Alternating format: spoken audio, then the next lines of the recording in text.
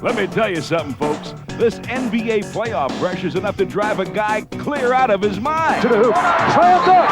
The mailman delivers. So get pumped up, because we got the latest and greatest in NBA playoff excitement. We begin this week's show with a trip down the Western Conference road to glory. First, we go to Houston for Game 2 of the Rockets-Suns Conference semifinals. Down 1-0 Hakeem Olajuwon led Houston on a 40-point third-quarter attack. How do you stop it? You just can't stop it. Here we go to the final 12 minutes. The Rockets leading at 100-82. The lead actually grew to 20 points before Phoenix mounted a remarkable comeback, setting an NBA playoff record for the largest deficit overcome after 3 quarters. Team champ. 2-1-3. It's tied at 108.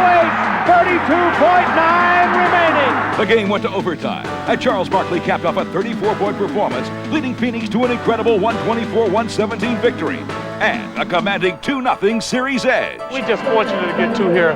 Once we got the first one, our goal was to get greedy. We felt like this is going to be a great series, and it still could be a great series. But if we don't win it, it's our own fault. In Game 3 at Phoenix, the tables were turned on the Suns.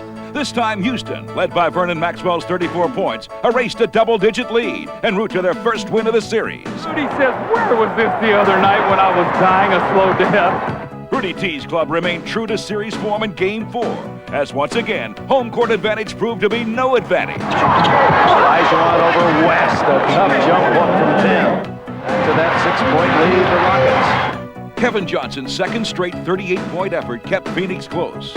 But it wasn't enough to prevent Houston from tying the series at 2 games apiece, giving the road teams a perfect 4-0 mark. Smith all alone for the 3. We were so surprised we lost those 2 games at home.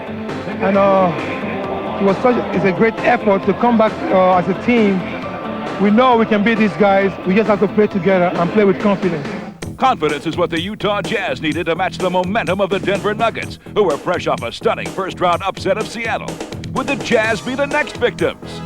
If we take them light, it'd be very difficult because I think they've got all of America behind them now, and it will be, I think, a great boost for them. And hopefully we don't let that interfere with what we're supposed to try to do out on the floor, trying to play against them. Game 1 saw Utah open a 9-point halftime lead. But the surprising Nuggets, led by Dikembe Mutombo, battled back and refused to buckle under. Unbelievable. And the Nuggets right back in the game. Karl Malone held off any hopes of an upset, scoring 25 points, as Utah jumped to a 1-0 lead, downing the Nuggets 191. 20-footer. Yes! The mailman delivers! Jazz fans witnessed much of the same in Game 2. This night, Malone scored 32, once more holding off a Denver second-half rally, lifting Utah to a 2-0 series lead. Nice feed to Karl. Fakes right. 16-footer. Good! Down the middle to Karl. Drive. Puts it up in the air. Count it! I want to give these guys of Denver a lot of credit. These guys just hang in there and they keep playing, and Coach Issel will have them playing good, hard basketball. And it's a tough series for us, but hopefully we can just continue to execute. For Games 3 and 4, the action moved to playoff frenzied Denver. And the upstart Nuggets, back where they twice shocked Seattle, applied another second-half come-from-behind surge. However, in the closing seconds of the game, and the Nuggets up by 2, the mailman had no intention of letting Denver snap Utah's 5-game playoff winning streak. The crowd is saying foul. Malone for 3. Over Dikembe. No, they say it. It's a 2, and it ties it at 98. The game raged into overtime, where Jeff Hornacek would seal the Utah win. Hornacek with a quick trigger. He hits the 3, and Utah leads for the first time in this extra period.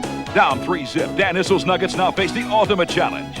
But in Game 4, Captain Reggie Williams wouldn't let Denver's improbable hopes die.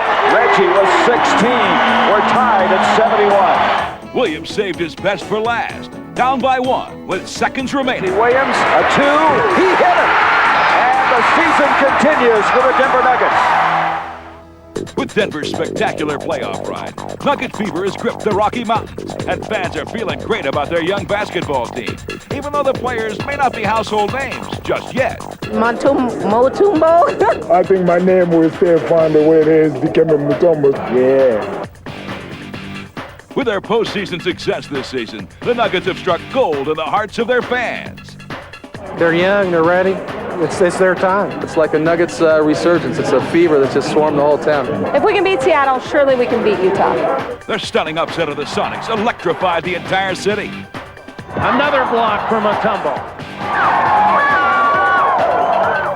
The Denver Nuggets, youngest in the NBA, have beaten the team with the best record in the NBA, the Seattle Supersonics.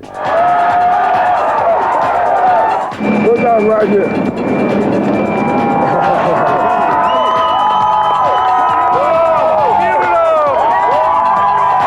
We appreciate Colorado for your support. Tons of chemistry, you know, young players, a lot of enthusiasm. They're going all the way. Denver's once again underdogs to Utah, but they feel they have nothing to lose. Pressure's going to be on Utah. We're just having a good time and working hard and getting some experience. Coming up next on NBA Action, we'll travel down the road to glory in the Eastern Conference.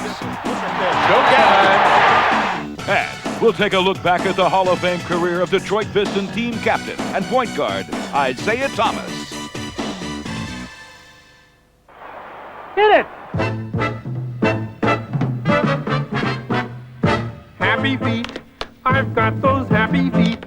Give them a low-down beat, and they begin dancing. 'Cause I've got happy feet.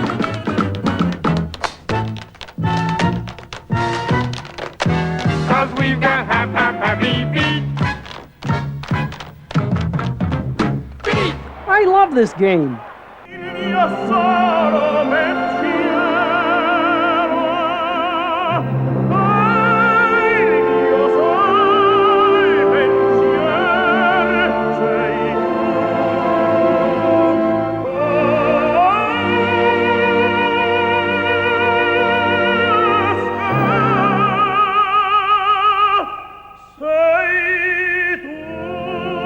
I love this game. Now we take a trip down the road to glory in the hotly contested Eastern Conference. We begin with perhaps the most heated rivalry in the game today. The Chicago Bulls, trailing the series 1-0, look to even things up in Game 2. The script for this game was played out similarly to the opener, as the Bulls controlled the game for the first 3 quarters. Then, as in Game 1, the Knicks clamped down and overwhelmed Chicago in the 4th for a 96-91 victory. Just inside. That's no trouble. Mason with the steal. Hold the rim, baby. Starts for 3. Buries it again. Holy cow. You know, John, threw a couple of daggers right in their heart. The time when we finally got back and tied it. And, once we opened up the lead, it was something we just had to hold. Game 3 in the Windy City appeared as if it would be all Chicago. The Bulls built a 19-point lead after 3 quarters. But the Knicks' defense and Patrick Ewing's offense would not quit, resulting in one of the classic finishes in NBA playoff history. And here Starks for Ewing. Ewing gets it off, and he's tied the game at 1:02. 1 8/10 seconds remaining. Lob comes into Toni. Look out, it's on line. Yeah! Bulls win! Bulls win it! Kukoc with the lifesaver! Even when you have and you know what they're going to run, we've seen Kukoc do that 2 or 3 times this year, and it's a great pass, it's a great catch, and it was a great shot. Come on, boys! Come on! Baby. Guarantee a ride back. Let's go. Finally, in Game 4, the Chicago Bulls put 4 solid quarters together and evened the series at 2 games apiece with a convincing 95-83 victory, sending the series back to New York for Game 5. Oh, what a lead for Clint! The Knicks did not see it! I think we learn from our mistakes, and sometimes you don't have a second chance, but fortunately for us, we've had a second chance to learn from our mistakes and even this series up. In the other Eastern Conference semifinal, the Atlanta Hawks, fresh off their 5-game series with Miami, took on the Indiana Pacers, a team which had to wait over a week between games. And it was quite evident in Game 1 that the Pacers were a well-rested team. Behind Antonio Davis's 12 third-quarter points, Indiana never looked back and quickly stole the home court advantage. And Indiana gets the ball back. Antonio Davis after the Hawks turnover. I think with the fatigue factor jumped in. I thought that big series against Miami, came back to hunt us as far as the fatigue factor. In Game 2, the Hawks appeared more energized and prepared as they played stifling defense, holding the Pacers to only 69 points and won the game going away by 23. Almost stolen by Elo. Now it is stolen by Elo. And a 2-on-1 break. Elo's going to finish for Atlanta. And everything going Atlanta's way tonight. And this series is dead even and one game each. As the series shifted to Indiana for Game 3, so did the momentum. The Pacers treated a delirious Market Square Arena crowd to a major thumping. Atlanta had no answers for Indiana center Rick Smits, who posted 27 points as the Pacers prevailed 101 to 81. Smits with the step. Smits, yes. Smits drawing the double team. And he has been unstoppable. Finally, in Game 4, it was more bad news for Atlanta. Despite Danny Manning's 35 points, the Pacers proved to possess too many weapons as Indiana tossed in a franchise playoff record 11 three-pointers on their way to taking a commanding 3-1 lead in the series. Watley on the break. Antonio kept this one in play. 3-on-1. Williams. McKee for 3. Well, adversity builds character, and that's all we can do is build on it, and we'll bounce back. The Indiana Pacers are getting workmanlike efforts from their point guard, and he's on the rise. Haywood Workman's been a pleasant surprise in the Indiana backcourt. After being drafted by Atlanta in 1989 and playing for Washington in 1990, Workman returned to the NBA this season. Never occurred to me that I might be a starting point guard here. Just thought about coming in and playing 10, 15 minutes, do what I had to do, and make sure the team doesn't lose anything when I'm in the game, and sit on the bench and cheer the rest of the guys on. After a season-ending injury to starting point guard Pooh Richardson and an injury-filled season for Vern Fleming, Workman became the team's catalyst.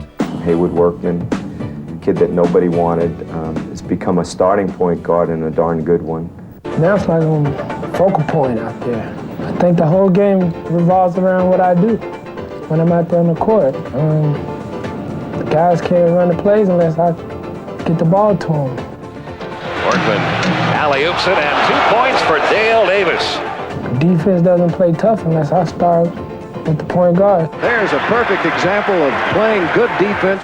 In the first round of the NBA playoffs, Indiana knew that defense would be the key to upsetting the Orlando Magic. Workman sparked the defense by tying an NBA playoff record with 8 steals in a game. I was just out there playing. I wasn't aware of the record at all. Right away, stolen by Workman. It was just coach's decision, you know, to go for the steal. And I happened to be in the right place at the right time. Whose notes and quotes. As super center Akeem Olajuwon was named the Amway Neutralite NBA Defensive Player of the Year. That's a big honor. You know, I take pride in defense. You know, in this league now, anybody can score. But not too many players really pay the price of playing defense. Chicago's Scottie Pippen joins Olajuwon on the all-defensive first team. Rounding out the squad are the Sonics' Gary Payton, forward Charles Oakley of the New York Knicks, and the Atlanta Hawks 6'1" guard Mookie Blaylock. Elsewhere, Del Curry, who's given Charlotte a charge all year off the bench, was named the NBA's 6th Man of the Year. Curry led all reserves, averaging 16.3 points a game. Del Curry is possessed! He's on fire! In other news, the Los Angeles Lakers have hired 9-year coaching veteran Del Harris as their new head coach. It's really a tremendous thrill for me to be here today, to be able to work for what Jerry Buss properly called the top sports franchise in the country, in the world, is the culmination of a dream. This team had either players that were very old or players that were very young. And we're hopeful that the coach that we decided to bring in, and that's Dale obviously, that he would be able to provide experience, leadership, discipline, and also a great teaching aspect, which we really feel that he possesses. And finally, Toronto's expansion team, set to begin play in 1995, unveiled their name and logo. Ladies and gentlemen, the Raptors are born. As a new franchise begins, we pay tribute to a franchise player, the Detroit Pistons' future Hall of Famer Isaiah Thomas. I'm not shooting until the final second. If I make it, we win. If I miss it, we going into overtime. Absolutely incredible is Isaiah Thomas. Beginning to wonder if he's even human. This has been a great life for me, being in the NBA. I've enjoyed myself, I think, more than any other NBA player who has ever come through the NBA. Like the Ohio players said, heaven must be like this. Heaven must be like this.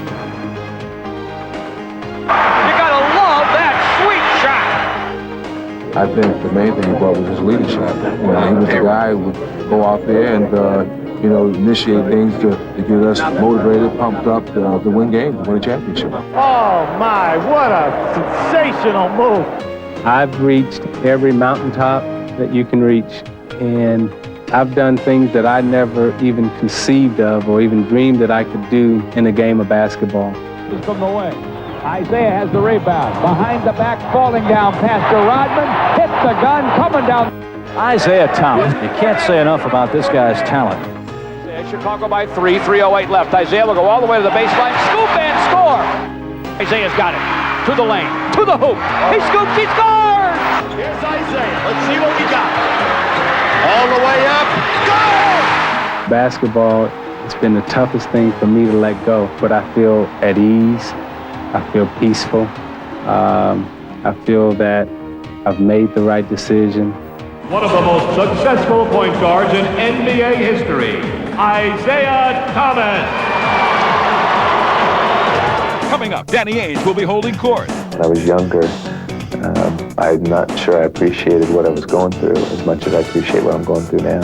And we'll count down the top 10 plays of the week. What a terrific defensive response by Ewing. Former in the NBA today is now holding court.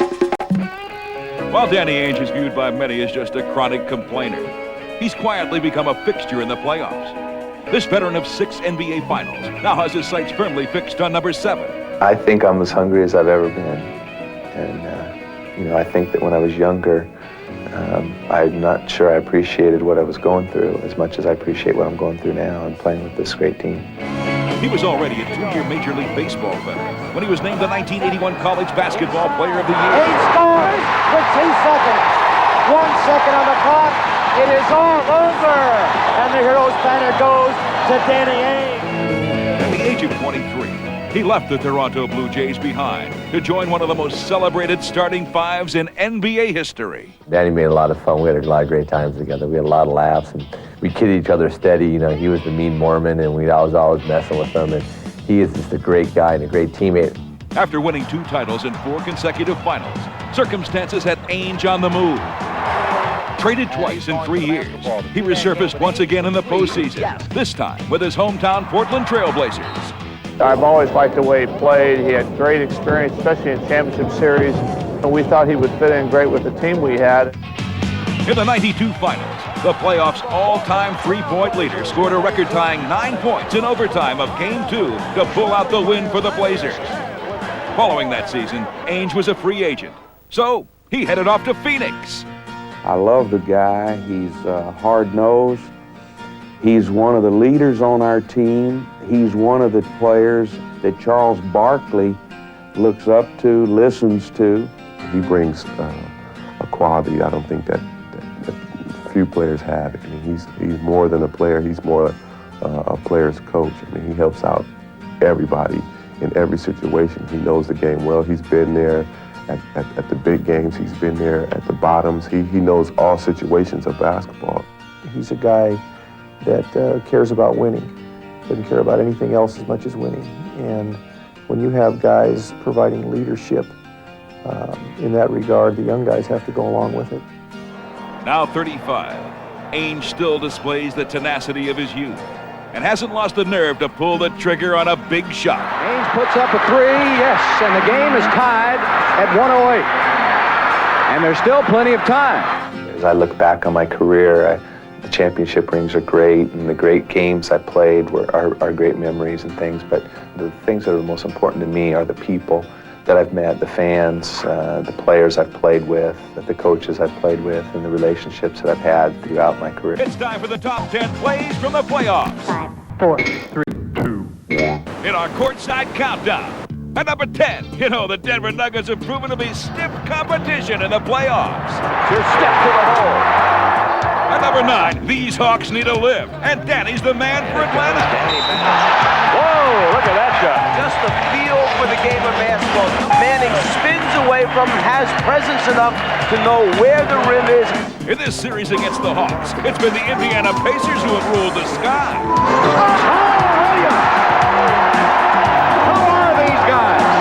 And if you don't have any playoff postage, well, the mailman will return it to sender. Malone recovered defensively. Well, you talk about you wanting your number one guy playing the hardest. Denver has it in Mutombo. The Jazz have it in Karl Malone. Super effort there. At number 6, Stacey Augmon tries his best to keep the Hawks flying high. Somehow got that pass into Stacey Augmon. He somehow got that basket to fall. Believe me, this one was not designed this way. You know, when it comes to playoff pressure, John Starks just soaks it up. Yeah, Cam, he looked right at the defender. The shot.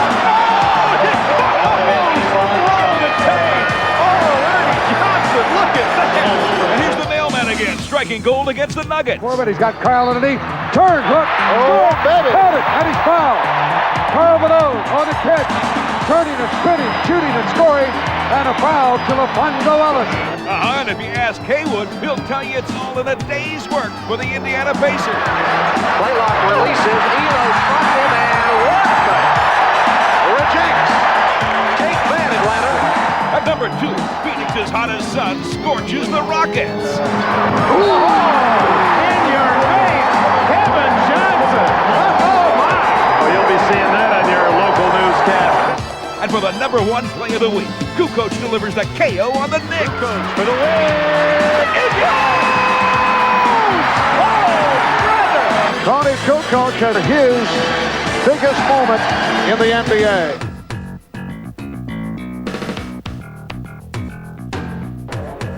We've always had somebody step up and make a contribution.